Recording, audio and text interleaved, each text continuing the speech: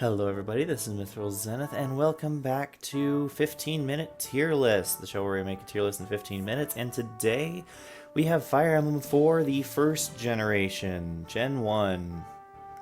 Yep, it is everything from Prologue through Chapter 5. So, without further ado, let's take a look and see what we can find. First of all, let's get the easy one out of the way, Sigurd's S tier. Main Lord has the ability to just kind of solo the game quite easily. Good stats, great movement, only one who can seize, and so you tend to have him buy castles anyway. Gets a silver sword in the prologue, and yeah, just really solid all around. Like, how can you complain about Sigurd? He also has lances if you ever want to like use a javelin or something or control the weapon triangle. Yeah, he's great. Who else? Arden. It's not that Arden can't do anything. It's just that he can't get anywhere to do it. I remember my first run of Genealogy, I left him in the castle in the prologue because they were joking about putting him on castle duty, and so it's like, sure, I'll leave him on castle duty. And then he could never do anything ever again because he was so weak after not getting any kills in Gen 1, chapter and prologue. So yeah, Arden's not great. Only slightly better than him. Actually, would I put him in D tier? I might put him in D tier because this is Gen 1. What real competition? Is anyone truly F tier is the question, I guess. Azel I'll put slightly above him in C tier, because same problem, can't get anywhere. He one rounds perfectly in the prologue, but if he doesn't gain any stats, then he will never one round again. Sure, once you end up promoting him, if you can get him to promotion, he gets a mount and can do pretty well for himself, but yeah, good luck doing that. Tale 2. I'm sorry, Tale 2. Wrath is real fun, but you come in late enough that outside of your little island, there's not much for you to do, and it just kind of becomes the case of, sure, she can do well in the arena, but that's about it, because in live war situations and live combat situations, being in Wrath range is a huge, huge risk. Lex, I'm gonna put Lex in A tier because he is... Paragon makes him really solid if he gets good growths. His bulk is normally sufficient, and if you... with the caveat that if you know about the Brave Axe, he's A tier. If you don't know about the Brave Axe, he's B tier. Maybe even C, because he really needs that Brave Axe in order to be good in combat. But through sheer leveling and then sheer bulk, as well as having good movement, he's A tier. Dancer, S tier. Dancer, S tier. Genealogy, Dancer, super S tier. Can't keep up with the horses, but you can usually find something for her to do, even if it's just dancing for the castle. Quan, also S tier. He leaves, unfortunately, but while he is here, I guess here's the thing. While Quan is with you, for the first 2 chapters, most of the enemies you fight, he has weapon triangle disadvantage on, and so it makes him look worse than he is. But once you actually give him some time to shine in chapters 2 and 3, he becomes quite solid because you're finally fighting non-axe units, and so he doesn't have disadvantage, especially if you can give him weapon triangle advantage. Again, he's kind of like Lex, but without needing to be trained. Just the massive bulk takes you where you need to be. Deirdre, you get for so little time, and she's useful, but not a ton. I don't even know how to rank Deirdre. I'm not going to put her down in D tier, but I don't think she deserves any higher than C tier for only really being a part of like 1.25 chapters. Yeah, Ethlyn, mounted healer. She's the only one who can really keep up with the rest of your party. Quite good. Do I put her S tier though? I guess if you include the options that she has with utility staves, then she might earn S tier. Otherwise, I think I'd put her in A tier. If you're not using the utility to its full effect, which I think most players won't. You have to really have played the game at least once, and if you're going for like ranking, then obviously S tier, but if not, then like A tier, because, you know, she's a mounted healer who can fight, who's pretty solid. A tier. Ira.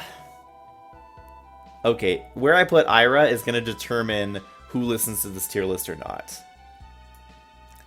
Ira is right down the middle, because when she can get to a fight, she's amazing. But getting her to that fight is a real struggle. And also, even though she's really good, I wouldn't necessarily call her unstoppable either.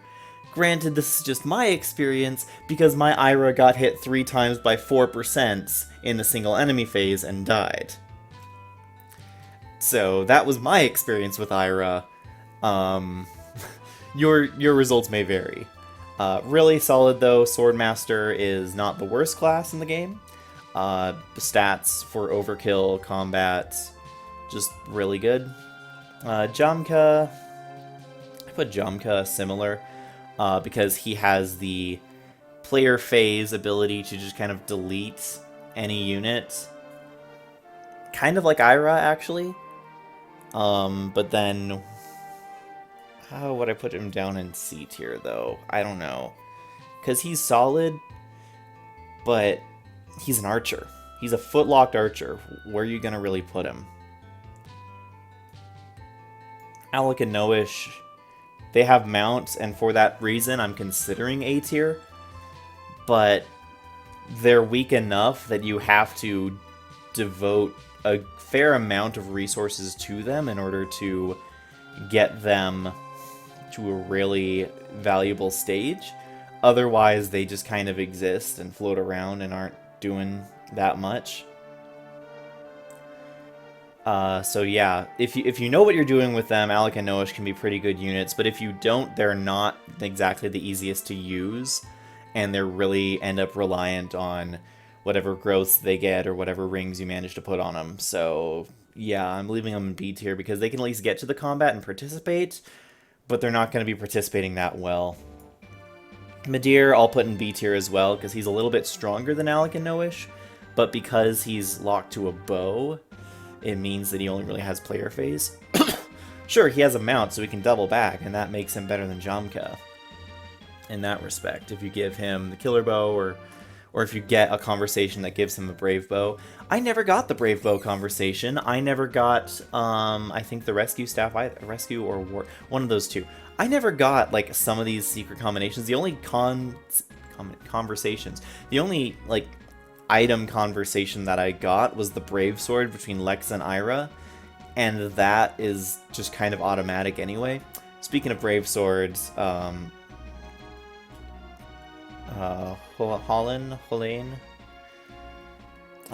B tier as well. You get him right after the chapter you get Ira in, and sure, while he doesn't have quite the insane strength because Luna instead of Astra, he's still decent enough. What do I do with Do? Because here's the thing, Thief utility is good in Fire Emblem 4, but it's not necessary unless you're really going for ranking. And outside of Thief utility, Do has very little to actually offer the party. Bargain is decent, but it only affects him. It's not like you can bargain and then trade that item to someone else. Sure, he makes a decent father for inheritance for bargain, but we're rating these units on their own ability, not on their inheritance. So I'm going to put him kind of B tier because... I'll put him C tier.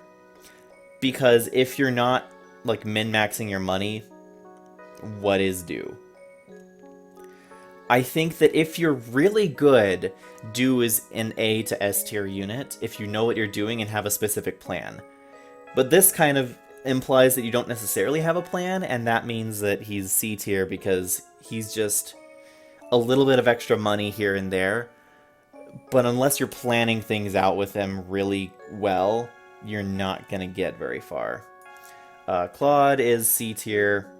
Tempted to put him B just because of Valkyrie, but outside of that, he's a walking heal staff. He does replace Ethlin because Ethlin leaves after he comes in. In that respect, he's pretty decent. Actually, maybe I'll put him in B tier because the sheer number of staves he has access to and that he comes with is nice. But he's below Ideen, who you have with you longer anyway. They're really similar units, though. Brigid, C tier.